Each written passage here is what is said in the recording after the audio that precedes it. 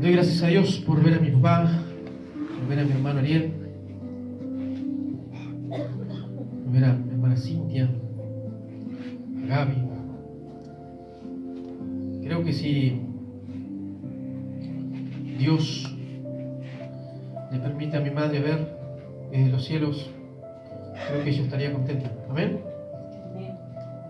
Estaría muy contenta por ver a mi papá.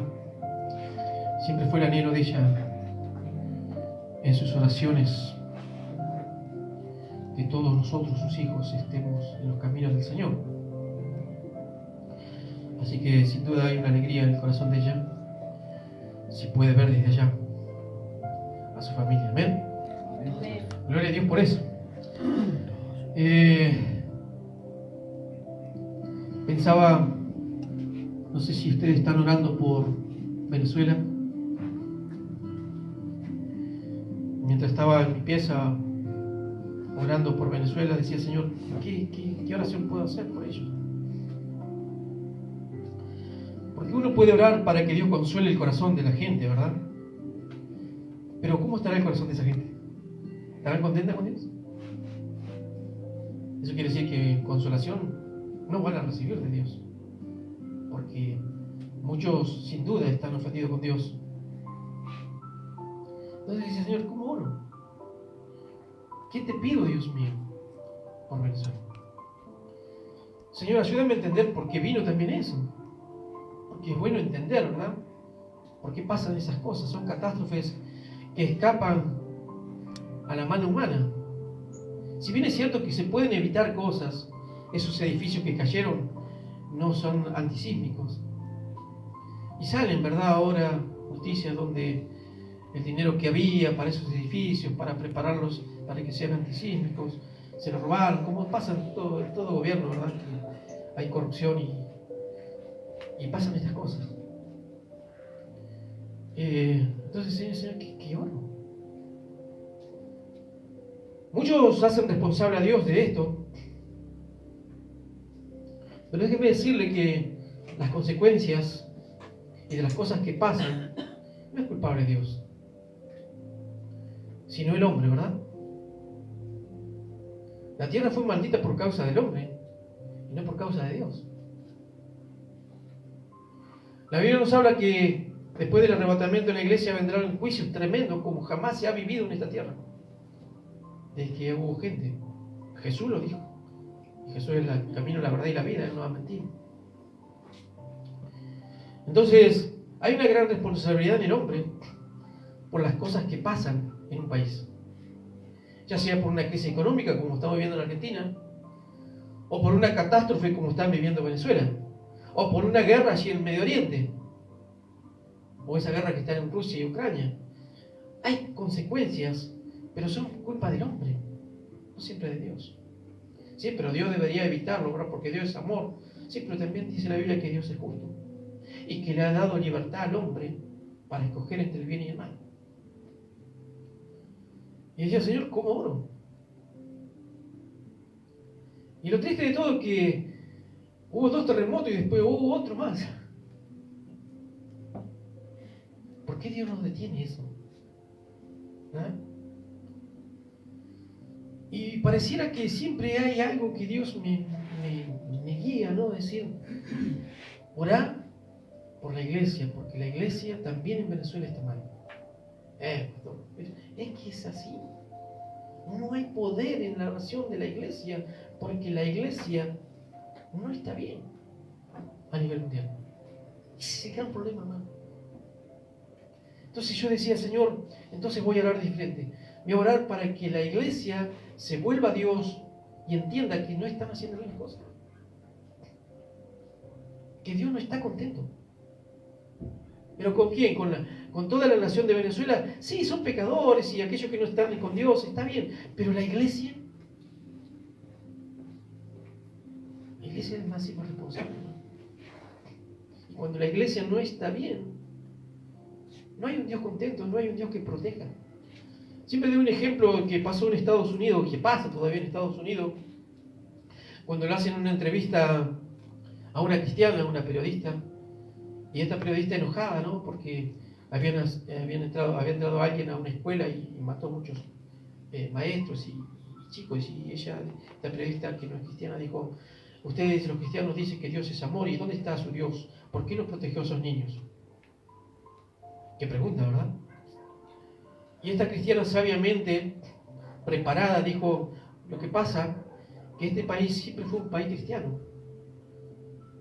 Sus antecesores, Washington, todo eso que defendieron la patria en aquellos tiempos, como fue San Martín, Belgrano y muchos próceres de nuestra patria, fueron cristianos.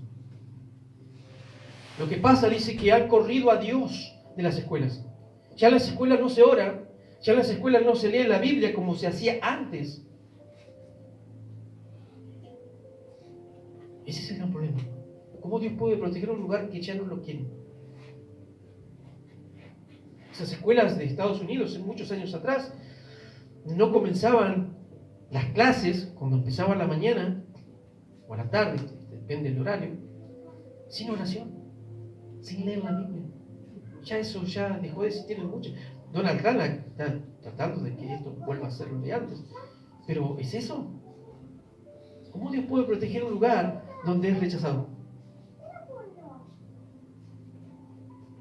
Eso es lo que pasa en los países, hermano. Cuando hay decadencia espiritual a nivel general en las iglesias, que se dicen ser cristianas, también sufre el mundo, las personas del país. Alguna catástrofe, una crisis económica, catástrofes naturales, algo va a pasar. Entonces hay que orar para que la iglesia, el pueblo de Dios, entienda y se vuelva a Dios. Se vuelvan a la senda antigua. No es que vuelvan a la iglesia, que están siendo la iglesia, pero no están caminando en la senda antigua. ¿Se entiende lo que estoy diciendo? Bueno, usted entiende. Entonces, ora, hermanos, por Venezuela, para que Dios tenga compasión de Venezuela y que toque el corazón de aquellos hombres, líderes, responsables de las iglesias, para que hagan las cosas bien. Amén. Así que oremos por Venezuela. Si Dios quiere, el sábado que viene, no se olviden, los diáconos, vamos a tener Santa Cena. Y el domingo que viene, no, el otro, vamos a seguir anunciándolo, es muy probable que tengamos reunión de matrimonio. ¿Ven? Así que este domingo que viene, no, el otro, no es posible que lo tengamos, ya lo vamos a estar confirmando, de que tengamos reunión de matrimonio. Vamos a mirar la palabra de Dios.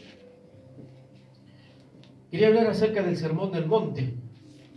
Es muy extenso. Recién llevo 2 puntos nada más. Tal vez sea para un año o 2 esa enseñanza. Así en el libro de Mateo, capítulo 5, Mateo capítulo 5, el Sermón del Monte, las bienaventuranzas. Vamos a leer los primeros versículos después. Porque el Sermón del Monte ocupa 3 capítulos. El capítulo 5, el capítulo 6 y el capítulo 7. Así que hay mucho ahí para sacar. Pero ya les digo, voy llevándolo paso a paso. Recién estoy estudiando. Recién llevo 2 puntos estudiando. Así que me falta muchísimo. Dice el versículo 1, en Nueva Traducción Viviente. Viendo la multitud, Jesús, ¿no?, subió al monte. Por eso es que se llama el Sermón del Monte, que es un sermón, una enseñanza. ¿Y la hizo de dónde? En un monte. No tenía una iglesia, no tenía una plataforma, no tenía un micrófono. Entonces, con inteligencia, Jesús se subió a lo más alto de ese monte, un cerro, y de ahí comenzó a enseñar. ¿Y cómo enseñaba? ¿Cómo dice el versículo? Sentado, se puso cómodo para enseñar. ¿Se da cuenta que se puede enseñar sentado?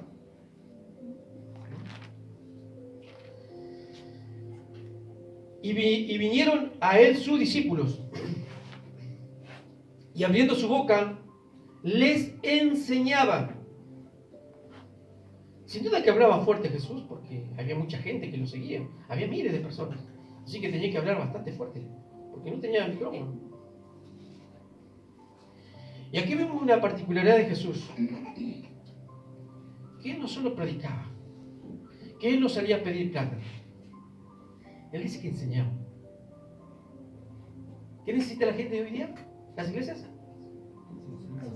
Según la Biblia, enseñanza. Enseñanza. Y no lo enseñaba solamente a los discípulos, porque los primeros que estaban cerca de Él fueron los discípulos. Dice que vinieron los discípulos y estaban ahí. Y sin duda los más cercanos a Cristo. Pero aquella gente, aunque eran judíos, conocedores de la Torá o del Antiguo Testamento, no eran cristianos. No eran nacidos de nuevo. ¿Y qué estaban recibiendo de Jesús? Enseñanza. ¿Se dan cuenta? Y abriendo su boca les enseñaba diciendo: bienaventurados los pobres en espíritu, porque de ellos es el reino de los cielos. Bienaventurados los que lloran, porque ellos recibirán consolación. Los dos puntos que voy terminando de preparar. Bienaventurados los mansos, porque ellos recibirán la tierra por heredad. Bienaventurados los que tienen hambre y sed de justicia, porque ellos serán saciados. Bienaventurados los misericordiosos, porque ellos alcanzarán misericordia. Bienaventurados los limpios de corazón, porque ellos verán a Dios. Bienaventurados los pacificadores, porque ellos serán llamados hijos de Dios.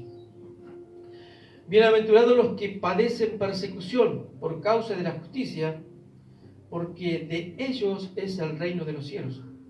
Bienaventurados sois cuando por mi causa os vituperen y os persigan, y digan toda clase de maldad contra vosotros, mintiendo. Gozaos y alegraos, porque vuestro galardón es grande en los cielos, porque así persiguieron a los profetas que fueron antes de vosotros. Amén. Como dije al principio, el Sermón del Monte es una enseñanza que tiene 3 capítulos: capítulo 5, capítulo 6 y capítulo 7. El Sermón del Monte es llamado en la teología la carta magna de la Constitución celestial. Y eso es lo que debemos entender.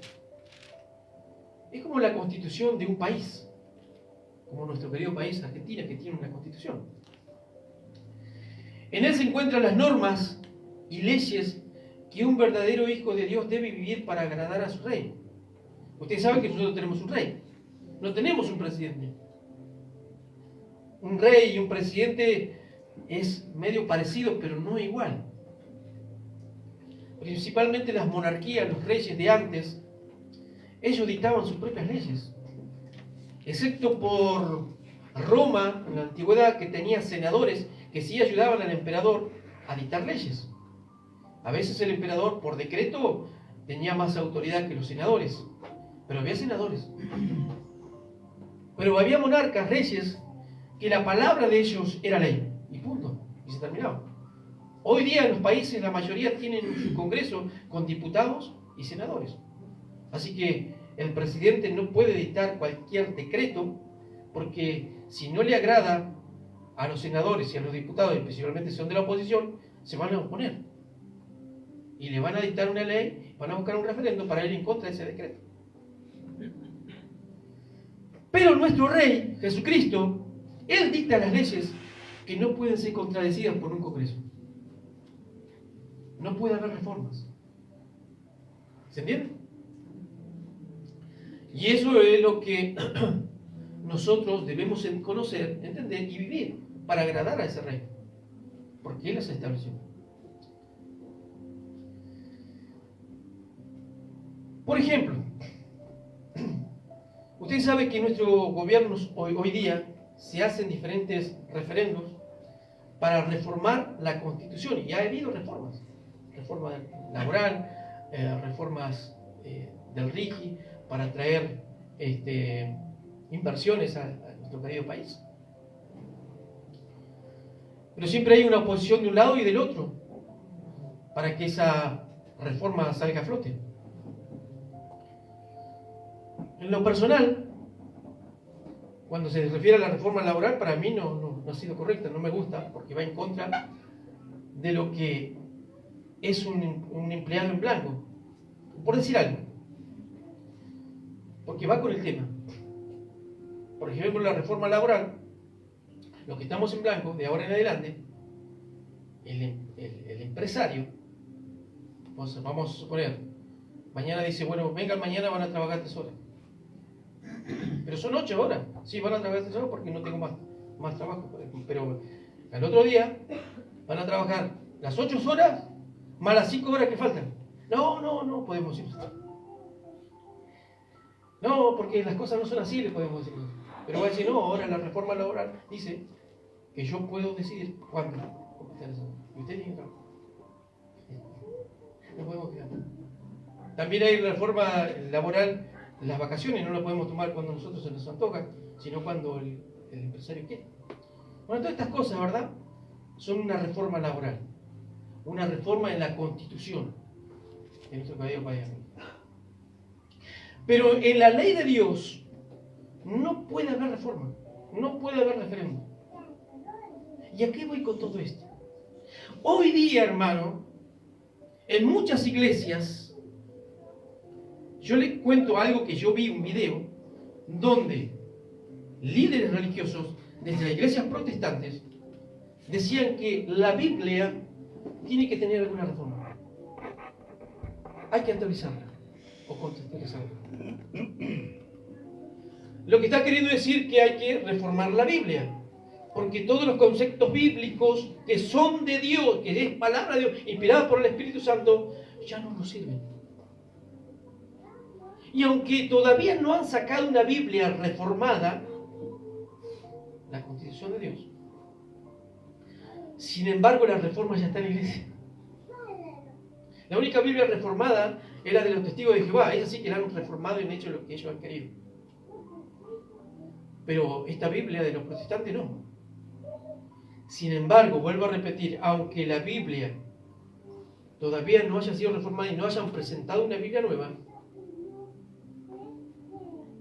la reforma ya está. ¿O no? ¿O es así? Ya está. La doctrina ya está. La doctrina torcida ya está dentro de la iglesia. Falta la Biblia nomás. Ahora, ¿por qué no se atreven todavía a sacar una Biblia? Porque ya sería el colmo de los colmos. Ya sería el colmo. Ya explotaría.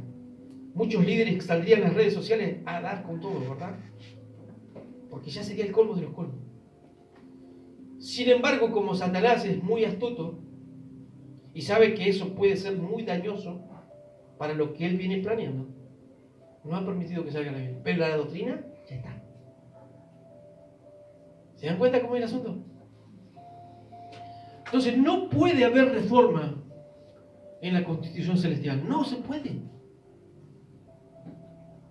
Es muy malo. Jesús dijo, cielo y tierra pasarán, pero mis palabras no pasarán. Se puede venir abajo el cielo, puede desaparecer la tierra, es lo que dijo Jesús, pero mis palabras nunca van a cambiar. No, ya no van a pasar. Por más que pasen 1000 años más y Cristo no venga, su palabra siempre tiene que ser igual, no puede cambiar.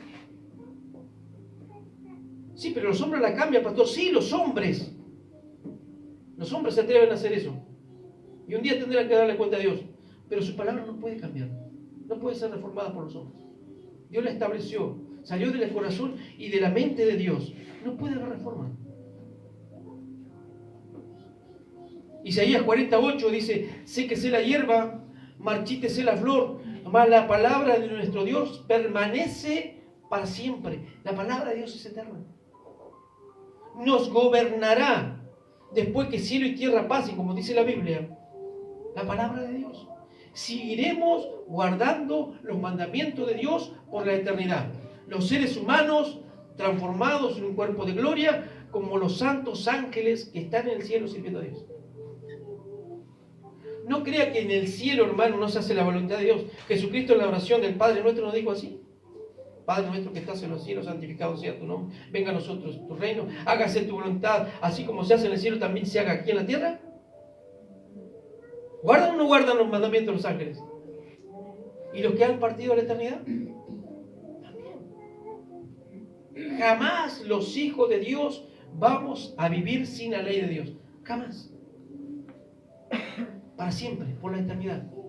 Hoy nos cuesta con esta naturaleza caída, pero allí en el cielo, cuando nuestra naturaleza humana sea transformada, ya no va a ser tan difícil.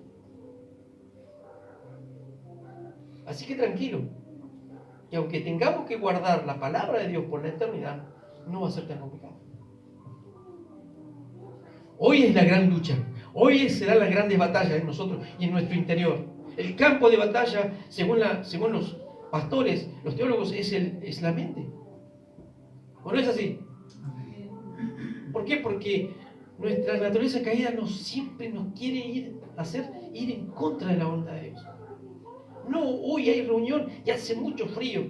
No voy a ir a la iglesia. Siempre está en contra de la voluntad de Dios. Pero hay una fiesta por allí y no importa si hace el frío. Está bueno para ir a la fiesta. Porque es así nuestra naturaleza. No lo digo por aquello que alguno haga ya eso. Es que ahí que somos así todos. Desde que yo soy pastor, yo también me pasa eso. Antes que me gustaba mucho jugar a la pelota, ahora ya estoy viejito, por cualquier motivo. No tenía problema. Helada que cayera, ahí estaba jugando a la pelota muy tranquilo, 1 o 2 horas, y estaba cayendo una helada terrible y estaba así de pantalón corto y de remera. Pero cuando hay que venir a la iglesia, hay que servir a Dios en otra área, qué sé yo, ir a visitar a alguien, ¿cómo cuesta? Siempre nuestra naturaleza, nuestra carne, va en contra de la voluntad de Dios. Siempre.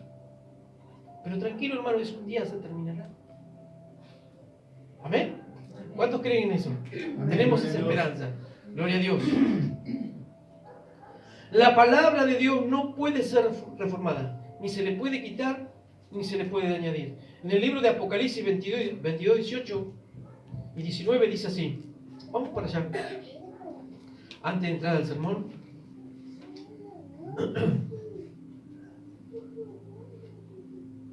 Dice: yo testifico a todo aquel que oye las palabras de la profecía de este libro. Si alguno añadiere a estas cosas, Dios traerá sobre él las plagas que están escritas en este libro. Si alguno le añade a lo que ya está escrito, Dios va a traer sus plagas, sus juicios sobre esas personas. Y si alguno quitare de las palabras del libro de esta profecía, Dios quitará su parte del libro de la vida y de la ciudad santa y de las cosas que están escritas en este libro. Miren qué tremendo que es reformar la Biblia y predicar lo que nos antoje. Es muy peligroso. Hay un juicio declarado para aquellos líderes que están haciendo desastre, que no están predicando la Biblia como correcto. Le han quitado y le han añadido cosas que no están en la Biblia. Y usted sabe, ¿verdad? Esa famosa sacar plata, no está en la Biblia, hermano. Eso lo han agregado ellos. Agradezcan a Dios que no sé cómo es.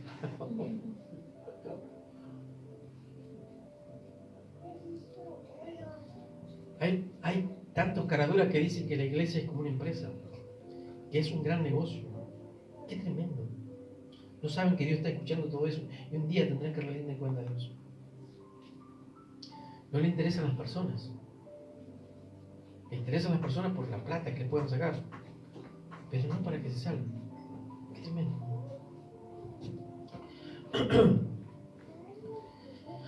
La constitución celestial son las leyes que rigen en los cristianos.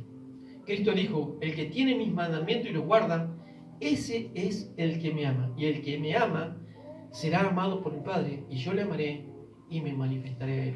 ¿No dijo eso Jesús? Vamos a mirar eso en el libro de San Juan, capítulo 14, 21 al 24.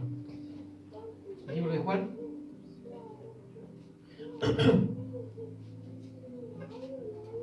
capítulo 14.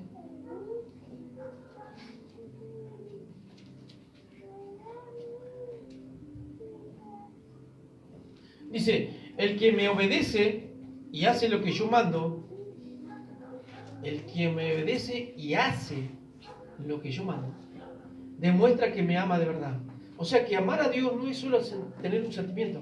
Yo te amo, Dios, yo siento en mi corazón que amo a Dios. Está bueno eso, porque Dios ha puesto emociones en nuestra alma. Y expresarlo está bueno. A Dios le agrada que le expresemos. Es como expresarle el amor a un hijo al padre. Está bueno eso, hace bien. Y Dios lo disfruta también. Pero el amor hacia Dios no es solamente eso. Dice, el que me obedece y hace lo que yo mando, demuestra que me ama de verdad. Así que cuando alguien vive, que dice ser cristiano, y vive como se le antoja, y no digo que un cristiano no se equivoque, no peque, porque cometemos errores, le pedimos perdón y seguimos adelante, pero alguien que vive siempre mal, está demostrando que no ama a Dios, aunque con su boca lo diga. Entonces, el que me obedece y hace lo que yo mando, demuestra que me ama de verdad. Y el que me ame así, mi Padre lo amará.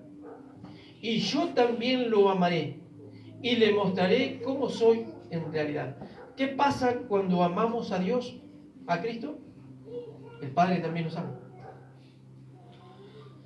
Y acá empieza algo muy lindo que este versículo revela. Yo también le amaré y le mostraré cómo soy en realidad. ¿Qué significa eso? Significa que comienza una relación con nosotros. De amor, de conocimiento, de yo conocer a Dios y de Él conocerme a mí, aunque Él ya me conoce a mí. Se relaciona conmigo. ¿Por qué? Porque le hemos abierto la puerta de nuestro corazón. Comenzamos a escuchar su palabra, la comenzamos a guardar y Dios comenzó a amarme. Y hay una comunión íntima con Él por mi obediencia, por guardar su palabra. Comienza una buena relación, comienzo a tener con Dios una buena relación. Siento a Dios en mi corazón, siento a Dios que anda conmigo, que camina conmigo, que lo encuentro en mi trabajo, que lo encuentro en mi familia. ¿Has sentido eso?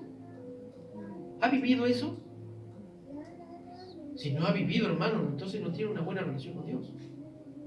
Está fallando en algo. Porque cuando estamos teniendo una buena relación con Dios, lo vemos siempre a Dios. Puede que nos pase cosas malas, pero sabemos y sentimos en nuestro corazón que Él está ahí cerca. Y a veces, aunque la situación sea fea, lo que estamos viviendo, tenemos paz en el corazón, estamos tranquilos. Nos da esa tranquilidad el Señor. Él lo ha permitido. Y no me enojo con Él. ¿No le ha pasado eso? ¿Y por qué pasa eso? Porque tenemos una buena relación con Dios. Y como yo tengo una buena relación con Dios, Él me comunica mi corazón y me da tranquilidad y me da paz, que esa situación mala que estoy viviendo, que está pasando, Él está en el asunto, Él lo permitió. Pero algo bueno de eso va a salir. Pero eso pasa cuando tenemos una buena relación con Dios. ¿Y cómo viene esa buena relación con Dios? Cuando yo obedezco sus mandamientos, lo escucho y lo obedezco. Es por eso que a veces muchos se frustran, se cansan, vuelven atrás. Porque cuando viene el momento de la prueba, el problema, en vez de tener paz en el corazón, tienen odio, tienen bronca, tienen reniego. ¿Por qué? Porque no hay una buena relación con Dios. ¿Amén? Amén. Entonces, el otro Judas, no Judas Iscariote, le preguntó: Señor, ¿por qué solo te vas a mostrar a nosotros y no a los demás? Jesús le contestó: si alguien me ama, también me obedece. ¿Se dan cuenta de qué se trata el amor hacia Dios? Que no es solo un sentimiento. Lo leo porque el versículo anterior y este dice lo mismo. Dios mi Padre lo amará y vendremos a vivir con Él. ¿Con quién vive Dios? ¿En el corazón? Con los que aman. ¿Y quiénes son los que le aman? Los que obedecen su palabra. ¿Y qué era su palabra que venimos diciendo acerca del Sermón del Monte? Su constitución. Los que no me aman, ¿qué pasa con los que no me aman? No me obedecen. Pero yo les he dicho solamente lo que mi Padre me envió a decirles y no lo que a mí se me ocurrió.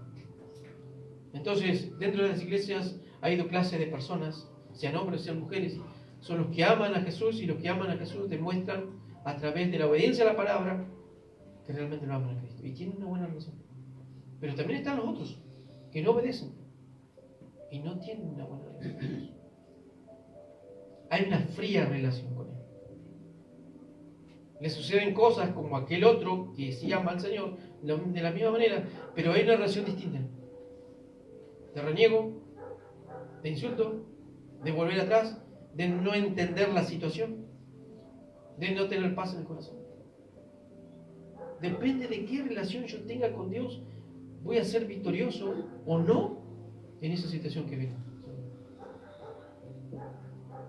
¿Y qué tengo que hacer, pastor? Tener una buena relación con Dios. ¿Cómo? Obedeciendo. Orar es parte de la obediencia, sí. Leer su palabra es parte de sí. Congregarse es parte de sí. Pero también las demás cosas.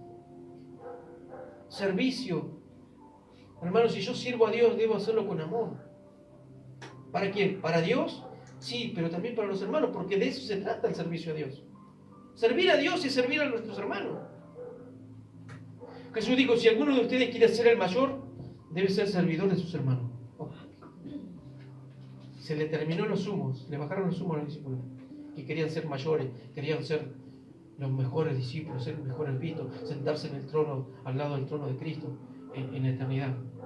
Pero cuando Jesús le dijo eso, me imagino que dijo, bueno, se lo dejo el trono a Pedro, que era la discípula, porque era Juan y Jacob, ¿se acuerdan?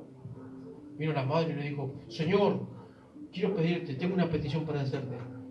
Quiero que cuando tú vengas en tu reino, mi hijo Juancito se sienta a tu lado y el otro Jacob se sienta a tu lado. Y Jesús, me imagino moviendo la cabeza, oh, usted no sabe lo que está viendo. No sabe lo que está viendo. Porque no es mío, dice, es mi Padre quien lo da. Pero en segundo lugar, en primer lugar. Y en segundo lugar, le dijo a sus discípulos, si ustedes quieren ser mayores, tienen que ser servidores de sus hermanos. Eso ya no le gustó. Si voy a sentar a tu lado, Señor, y voy a tener la misma gloria que tú, ¿por qué voy a ser servidor de mis hermanos? No, eso es. Porque yo vine acá no para servir, sino para ser, no para ser servido, sino para servir y dar mi vida por los demás. Eso no nos gusta a nosotros. Tampoco le gustó a los discípulos. Pero de eso se trata el servicio. Amén. Sepa que servir a Dios es servir a tus hermanos. ¿Se acuerdan cuando Jesús habló, así en el capítulo 25, de que apartaría las ovejas de los cabritos? ¿Se acuerdan de esa enseñanza? Y Jesús les comienza a decir, estuve con hambre y me diste de comer, estuve en la cárcel, me fuiste a visitar, estuve desnudo, me vestiste. Y las ovejas le van a decir, Señor, ¿y cuándo te vimos desnudo? ¿Cuándo te fuimos a visitar la cárcel? ¿Cuándo tuviste hambre? ¿Cuándo tuviste sed? Por cuanto lo hiciste a uno de estos pequeñitos, de mis hermanos, a mí me hiciste. ¿Se dan cuenta? Ese es el servicio. Después estaban los cabritos, le dijo, estuve en la cárcel, no me visitaste, se refirió a ellos. Tuve sed, no me diste de beber. Tuve hambre, no me diste de comer. Tuve desnudo, no me vestiste. Pero Señor, ¿cuándo te vimos así? Por cuanto no lo hiciste a uno de estos pequeñitos, a mí no me lo hiciste. Qué tremendo. ¿De qué se trata el servicio entonces? A Dios. De servir a los demás. ¿Le gusta servir a Dios?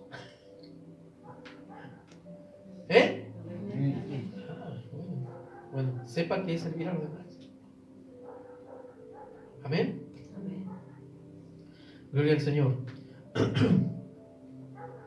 Bueno, el Sermón del Monte se encuentra, dijimos, las leyes que un verdadero hijo de Dios debe vivir para agradar a su reino.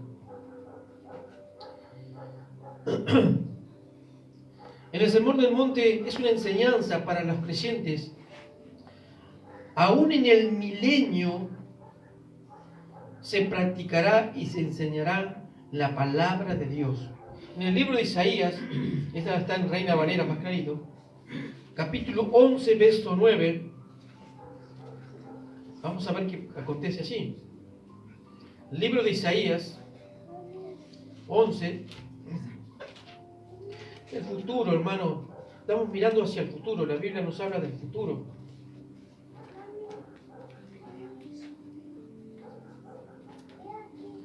La Biblia nos habla del pasado y nuestros comienzos, pero también nos habla del futuro de la humanidad. Yo voy a leer desde el versículo 1 en adelante. Y en la Reina Valera, como título dice, el reinado justo del Mesías, el reinado de Cristo. De un reinado que va a establecerse aquí en la tierra. Cristo todavía no ha reinado en la tierra, pero un día va a reinar. Dice, saldrá una vara del tronco de Isaí, y un vástago retoñará de sus raíces. ¿Quién era Isaí? Hagan memoria, tratan de aprender. El padre de David. Y reposará sobre él el espíritu de Jehová, espíritu de sabiduría, de inteligencia, espíritu de consejo y de poder, espíritu de conocimiento y de temor de Jehová. Son los 7 espíritus de Dios que reposaron sobre Cristo. Cristo es el retoño de Isaí. Y le hará entender diligente en el temor de Jehová, no dudará según la vista de sus ojos, ni huirá por lo que oigan sus oídos, sino que juzgará con justicia a los pobres, arguirá con equidad por los mansos de la tierra, y herirá la tierra con la vara de su boca, y con el espíritu de sus labios matará al impío. Y será justicia cinto de sus lomos, y la fidelidad ceñidor de su cintura. Habla de Cristo, ¿verdad? Y su reino milenial, de todo lo que va a acontecer. Morará el lobo con el cordero, y el leopardo con el cabrito se acostará. ¿Acontece eso ahora? ¿En la naturaleza? Imposible, ¿verdad? Porque el lobo se come el cordero o la oveja. El becerro y el león y la bestia doméstica andarán juntos, y un niño lo pastoreará. ¿Pasa eso ahora? No, está todo, la naturaleza, desde que el hombre pecó, se puso en contra del hombre. Antes el hombre, Dios le dio autoridad para gobernarla y tener autoridad sobre ella. Los animales veían a Adán y lo respetaban y le tenían temor. Pero vaya uno a África ahora y camine entre los leones salvajes. A ver si los leones no van a fijar. ¡Nos comen! Pero en el milenio, cuando Cristo reine y Cristo esté en Jerusalén reinando, la naturaleza va a ser levantada su maldición. Y esto va a acontecer. Nosotros tendremos como mascota no solo perros, sino vamos a tener de mascota un león, un tigre, sin ningún problema. Porque no van a ser animales salvajes que coman carne, sino que van a volver a ser lo que fueron antes, cuando Dios los creó, al principio. ¿Qué comía el león? ¿Qué comía el tigre? ¿Qué comía el lobo? Hierba. Ese será el reinado perfecto de Cristo sobre la naturaleza y los seres humanos. La vaca y la osa pacerán y sus crías se echarán juntas. El león con el buey comerán paja. ¿Se dan cuenta que van a comer hierba? Como fue al principio. Y el niño de pecho jugará sobre la cueva de la aspid. ¿Qué es una aspid? Una serpiente venenosa. Sin embargo, el niño se va a ir gateando hasta la cueva de la aspid. La va a agarrar a la víbora y se va a poner a jugar con ella. No hay ningún problema. No lo va a morder la serpiente. Al contrario, va a jugar con el niño. La fiereza de los animales, el veneno de los insectos como víboras, también las arañas, es consecuencia del pecado del hombre. Todo eso pasó cuando el hombre pecó. Versículo 9. No harán mal ni dañarán en todo mi santo monte, porque la tierra, porque habrá seres humanos que no tendrán el cuerpo de la naturaleza que vamos a tener nosotros, como el de Cristo, pero va a acontecer algo con aquellos que sobreviven a la gran tribulación, a las catástrofes. Va a sobrevivir gente que no va a tener esta naturaleza que tenemos nosotros. Dice, porque la tierra se llenará del conocimiento de Jehová, como las aguas cubren la mar. ¿Qué va a pasar en el milenio? La palabra de Dios que hoy tenemos, nosotros todos, la iglesia, los que los vamos con Cristo y volvemos con Él, vamos a enseñarle a las personas que hayan quedado, que hayan sobrevivido a la gran tribulación, les vamos a enseñar la palabra de Dios. Fíjense, vamos a seguir sirviendo a Dios de esa manera. Porque ¿qué dice el libro de Apocalipsis, capítulo 5? Que somos llamados a ser reyes y sacerdotes. Vamos a reinar en este mundo con Cristo, pero también vamos a convertirnos en predicadores. Vamos a enseñar la palabra de Dios en el milenio. ¿A quiénes? ¿A nosotros mismos? No, a las personas que hayan sobrevivido a la gran tribulación. Eso enseña la Biblia. Y Cristo es Rey de Reyes. Él estará sentado en el trono de David, allí en Jerusalén. Y nosotros haciendo su trabajo. No va a haber ningún ocioso de la iglesia. Todos vamos a trabajar. Dios quiere que trabajemos. Dios inventó el trabajo. Dice, ¿quién inventó el trabajo para matarlo? No sé qué dice la gente. ¿La escuchaba que uno reniega? ¿Por quién habrá inventado el trabajo? Dios lo inventó. Pasa que el trabajo antes no causaba la fatiga que causa ahora. Antes el trabajo para Adán era un gozo, una felicidad para él. No se cansaba, no sudaba. Pero después que pegó, ¿qué le dijo? Con el sudor de tu frente, eso es fatiga, eso es cansancio, te ganarás el pan. Porque aún la tierra te dará la dureza, te pondrá resistencia. No va a ser fácil. Antes de pecar era fácil cultivar la tierra y te daba su producción al 100%. Pero ahora, Dan, por tu culpa la tierra te va a robar resistencia. Espinos y abrojos te van a crecer. Y vas a tener que plantar una plantita de cultivo ahí, una papa, un morrón o lo que tengas que comer, y te van a hacer un yuyu y vas a tener que limpiar la tierra. Antes no era así. Todo a causa del pecado. Pero en el milenio, gloria a Dios, la tierra va a ser levantada de su maldición y va a haber abundancia. El reinado de Cristo va a ser un reinado de justicia, de abundancia, donde la gente enferma, no nosotros, la iglesia no va a estar enferma nunca más, no vamos a morir nunca más. Este cuerpo va a ser transformado en un cuerpo inmortal de gloria para siempre. Pero la gente que sobrevive al milenio no va a pasar lo mismo. Pero dice la Biblia que en ese tiempo no habrá más enfermos. Si hay enfermos, el Señor los va a curar.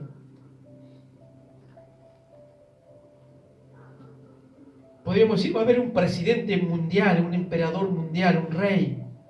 Por fin, que la gente tanto anhela, que tanto anhelamos nosotros. Que no haya corrupción, que haya justicia, que haya abundancia para todo el mundo. Ese reinado va a haber por 1000 años. ¿Y cuándo se termina ese reinado?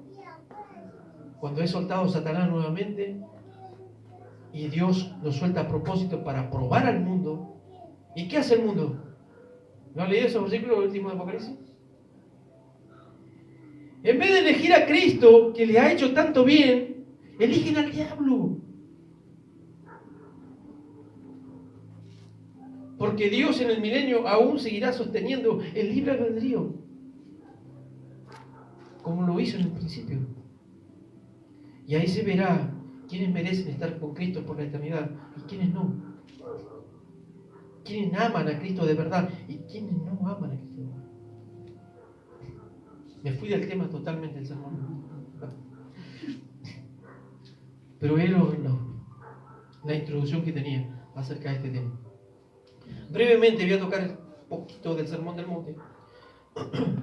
Ya para el sábado continuamos con esto.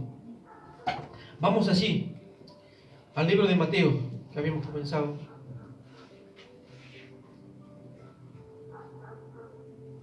Así ya lo tocamos y terminamos. Muy brevemente.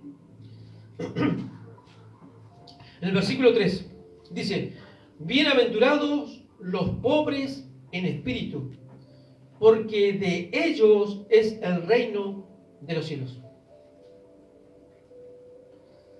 No está hablando de pobreza material. Está hablando de hombres y mujeres pobres espiritualmente hablando. ¿Qué significa bienaventurado? La palabra bienaventurado, según el diccionario Strong, en el griego, supremamente bendecido. Es algo muy elevado. Cuando se habla que Jesús dice, bienaventurados los pobres de espíritu, bienaventurados los que lloran, bienaventurados los mansos, bienaventurados los que tienen sed y justicia, que serán saciados, es ser supremamente bendecido. Cuando usted entiende este tema, y ojalá venga el sábado para poder entenderlo, y ahora no lo voy a poder desarrollar, ¿qué significa ser pobre en espíritu? ¿Y por qué Jesús dijo que somos bienaventurados, supremamente bendecidos? ¿Qué significa también? Afortunado o dichoso. Describe una persona que se encuentra en una posición envidiable. Aquel que es pobre en espíritu está en una posición envidiable. Esa es lo que Cristo está queriendo decir con ser bienaventurado. El pobre en espíritu. ¿Por qué? Porque disfruta de la gracia, los beneficios y la provisión de Dios. ¿Qué disfrutamos nosotros? La gracia, los beneficios de esa gracia, porque gracia es un regalo, un don inmerecido. No lo merecíamos, pero por gracia, dice la Biblia, somos salvos. Si antes no pudimos ganarnos la salvación por obras, ahora menos tampoco lo podemos hacer. Entonces, por gracia, aunque no lo merezcamos, Dios nos da la salvación. Pero hay que vivir en santidad, sí. Pero ¿nos ganamos la salvación por santidad? No. Nos ganamos la salvación por gracia. Entonces, un pobre en espíritu disfruta de esa bienaventuranza y está en una posición envidiable porque disfruta de la gracia, los beneficios de ella y la provisión de Dios. En resumen, un bienaventurado es alguien que posee alegría, una paz que trasciende las circunstancias terrenales, respaldados por la bendición de Dios. Eso es ser bienaventurado. Lo vamos a seguir repitiendo para que se les quede y podamos desarrollar toda la bienaventuranza y le pueda entender en qué posición estamos. ¿Amén? Amén. Vamos a estar de pie, vamos a estar orando a Dios.